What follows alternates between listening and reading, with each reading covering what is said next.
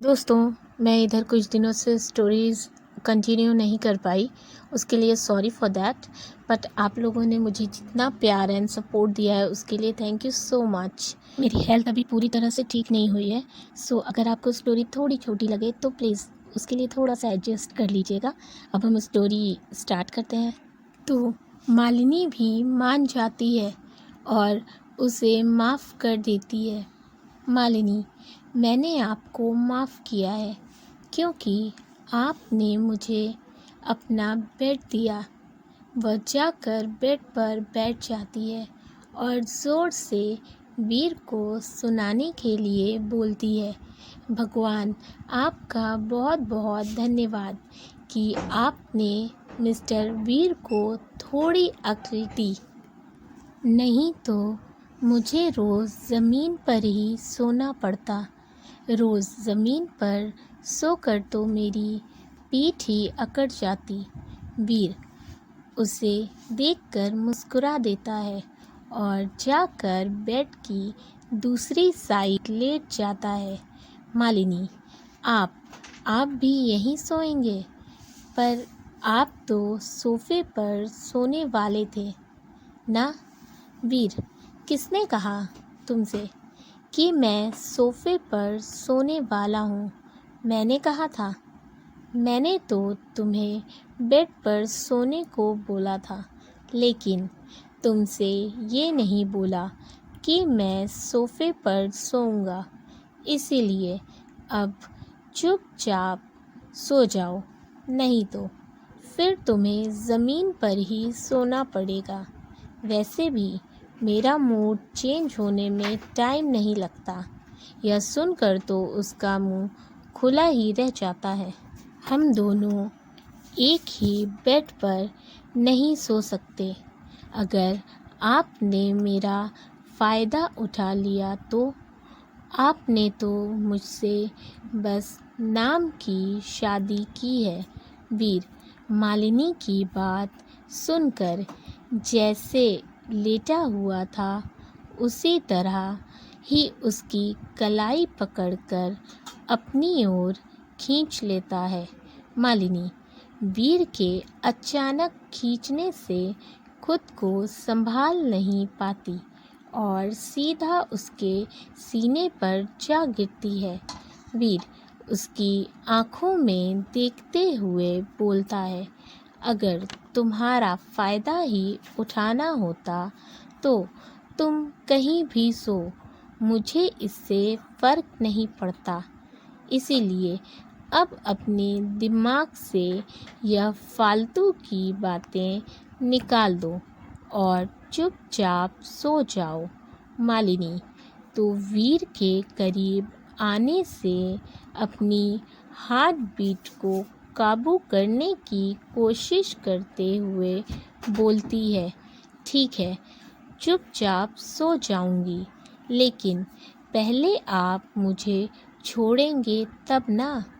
तो वीर देखता है कि उसने अभी तक उसकी कलाई पकड़ रखी थी, जिससे मालिनी उसके ऊपर से उठ ही नहीं पा रही थी। तो वीर उसे तुरंत ही छोड़ देता है और दूसरी तरफ मुंह करके मन में सोचता है, अगर इसी तरह यह मेरे पास आती रही तो कहीं मुझे इससे प्यार न हो जाए। वहीं मालिनी बेड के बीचों बीच पिलो की दीवार बना देती है और खुद से कहती है, अब ठीक है, और सो जाती है। वीर उसकी क्यूट हरकतों को देखकर मुस्कुरा देता है। अगले दिन जब वीर उठता है तो देखता है कि मालिनी बेड पर पिलो की जो दीवार बनाई थी वह बेड पर फ्लैट हो चुकी है और मालिनी उन पिलो को सॉफ्ट टॉय के जैसे पकड़े सो रही थी।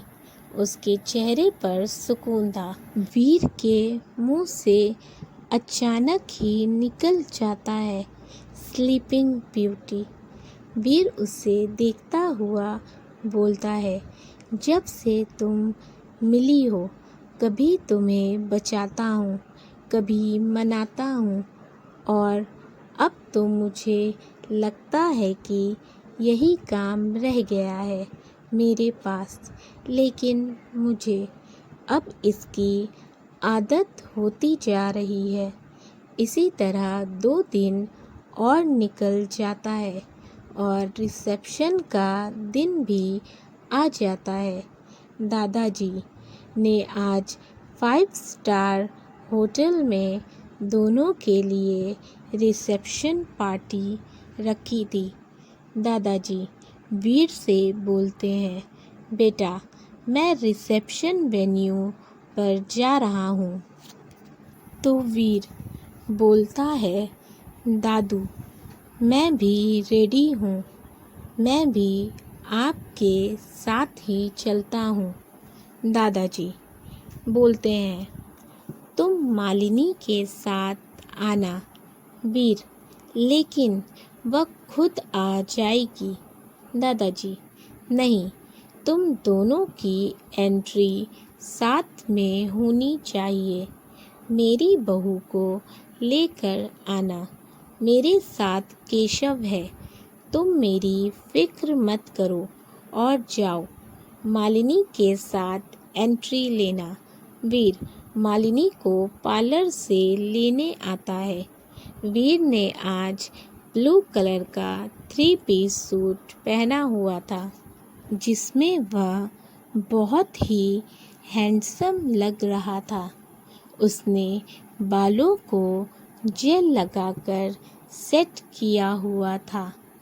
वो मालिनी को कॉल करता है। मालिनी फ़ोन पिक करती है। हेलो, वीर बोलता है, तुम रेडी हुई या नहीं? मालिनी, हाँ मैं रेडी हो गई हूँ। वीर, ठीक है, मैं तुम्हारा वेट गाड़ी में कर रहा हूँ, बाहर आ जाओ।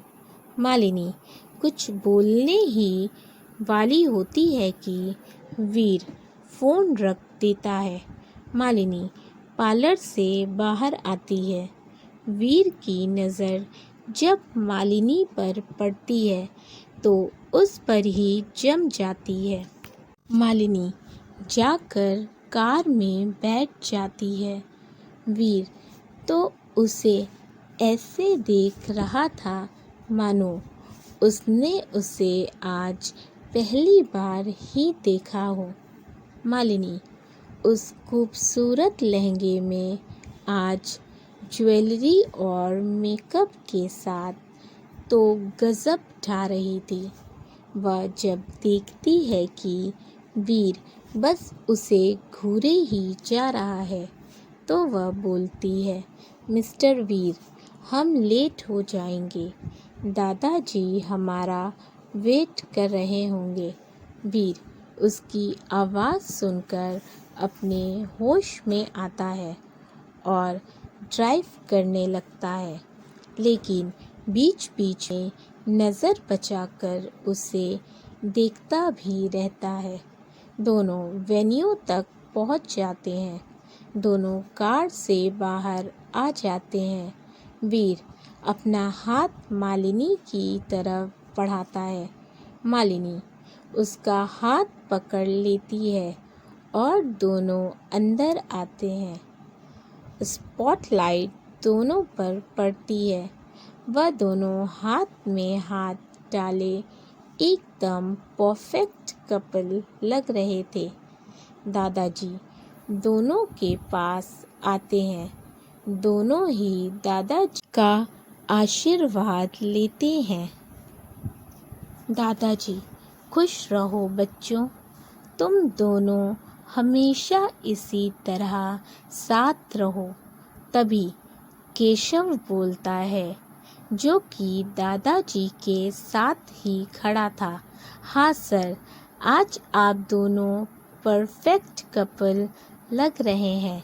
वीर उसे घूर कर देखता है तो वह बहाना बनाकर चला जाता है। दादाजी हंसने लगते हैं और दोनों को अपने फ्रेंड से मिलवाते हैं। मालिनी सभी से बहुत ही अच्छे से मिलती है। वहीं वीर दूसरे गेस्ट से मिलने लगता है। तभी वीर के पास एक लड़की आती है जो देखने में काफ़ी स्टाइलिश लग रही थी। उसने ब्लैक कलर के ऑफ शोल्डर ब्लाउज के साथ एक ब्लैक कलर की डिज़ाइनर साड़ी पहनी हुई थी। उसके बाल कंधे तक थे और चेहरे पर हैवी मेकअप लगा हुआ था।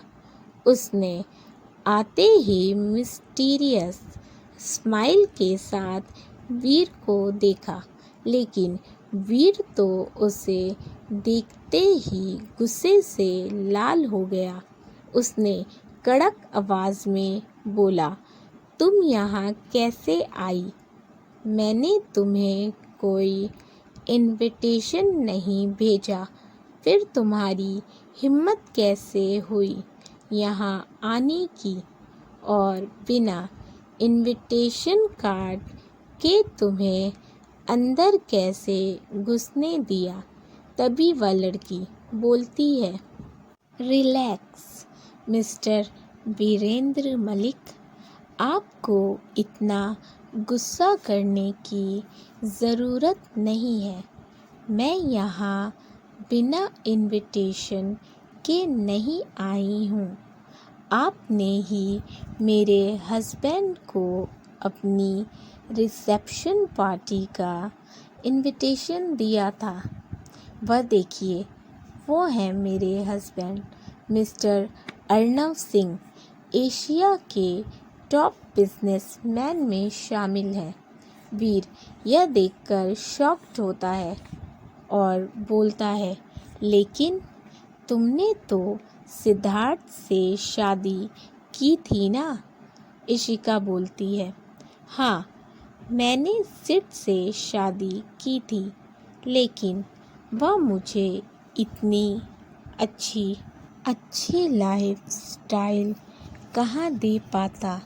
वीर गुस्से से बोलता है, हाँ, जैसी तुम इशिका, वैसी ही तुम्हारी बहन।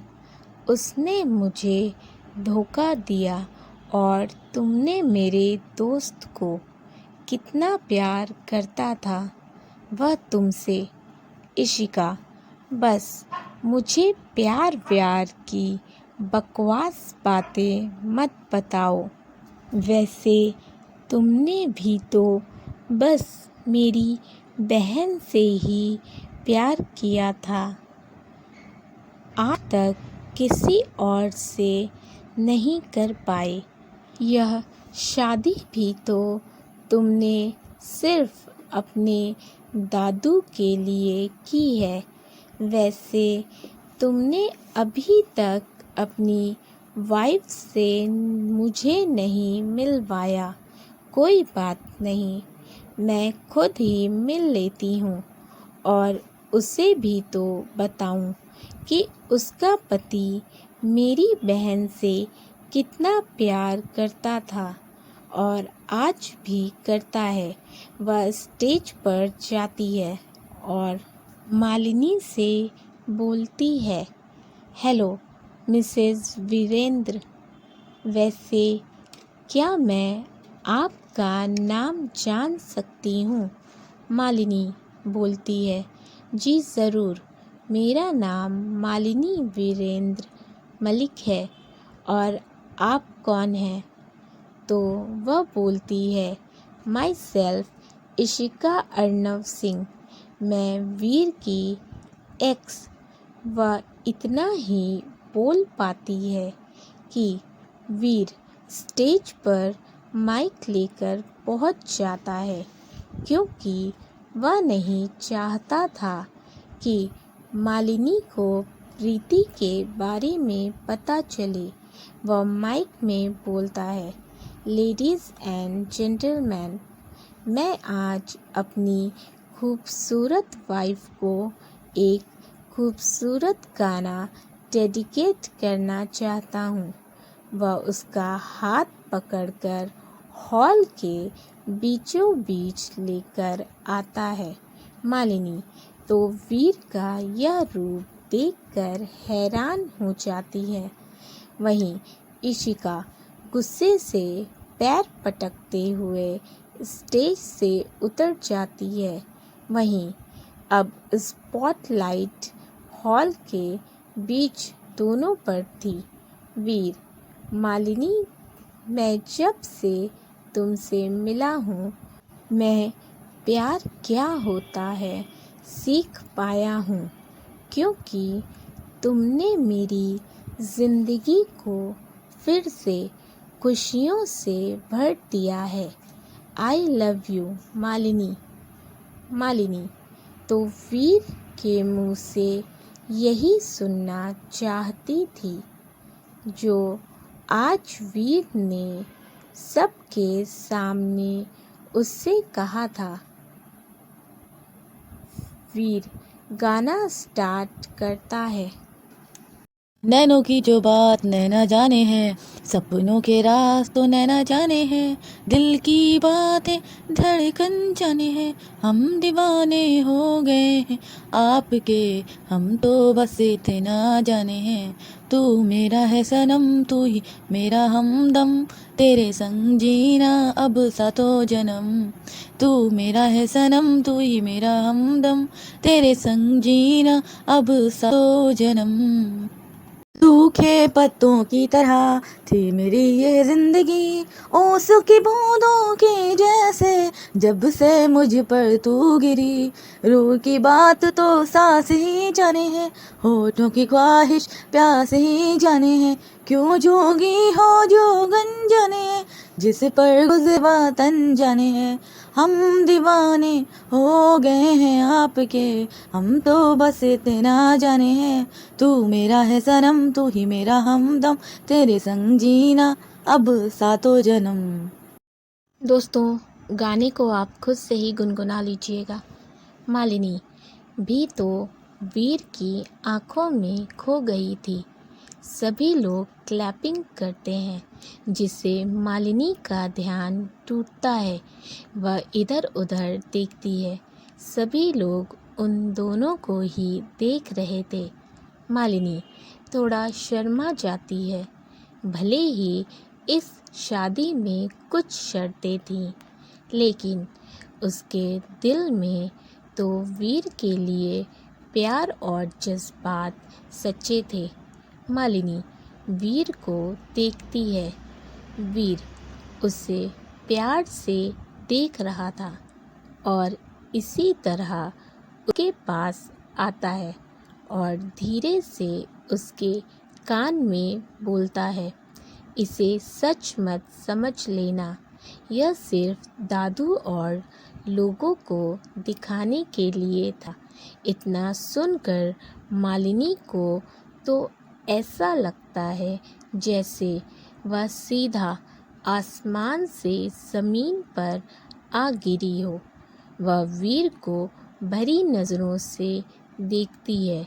वहीं वीर गेस्ट की तारीफ़ें बटोरने में बिजी था।